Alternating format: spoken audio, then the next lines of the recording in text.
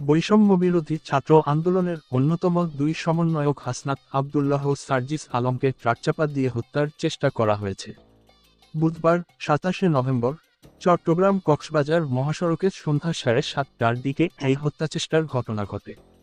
ছাত্র আন্দোলনের কেন্দ্রীয় সমন্বয়ক তরিকুল ইসলাম কালবেলাকে তথ্য নিশ্চিত করেছেন। এদিকে ছাত্র আন্দোলনের চট্টগ্রাম বিশ্ববিদ্যালয়ের সমন্বয়ক খান তালাত মোহাম্মদ রাফি তার ব্যক্তিগত ফেসবুক অ্যাকাউন্ট থেকে লাইভে এসে জানিয়েছেন, হাসনাত ও সার্জিসকে চাপা দেওয়া ওই ট্রাকটির মালিক একজন আওয়ামী লীগ নেতা।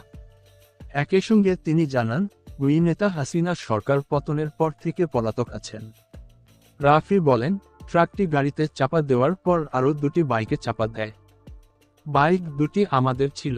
আমাদের ভাইয়েরা ট্রাকটিকে বাধা দেওয়ার চেষ্টা করছিল। তিনি বলেন, আমরা ট্রাকটিকে আটকাতে পারি।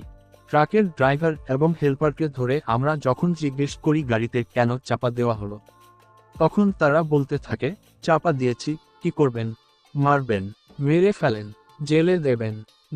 রাফি বলেন, আমরা জানি না আমাদের নিরাপত্তা কতটুকু। দিন নাই রাত নাই আমরা ছুটতেছি।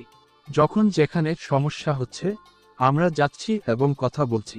আমরা আমাদের জায়গা থেকে কাজ করছি।